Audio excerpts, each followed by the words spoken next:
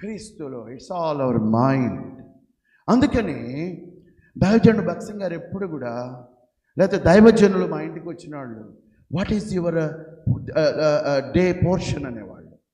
అట్లాంటి దైవజనులు కనపడరు ఇప్పుడు. టీవీలో వచ్చే దైవజనుడు ఏం ప్రశ్నిస్తాడు మిమ్మల్ని? It's a stand by media, don't trust that, it's a fake. Even TLF transmission is only a standby, Stephanie, don't trust that. Your God servant, your pastor has to visit your house. He has to question you, what is your day portion? Don't look the word of God on Sundays when it is a pastor is asking you to open. You practice it. You prepare sermons. Bible basic second part అనుకోండి. ఇది దీనికి సంబంధించినయే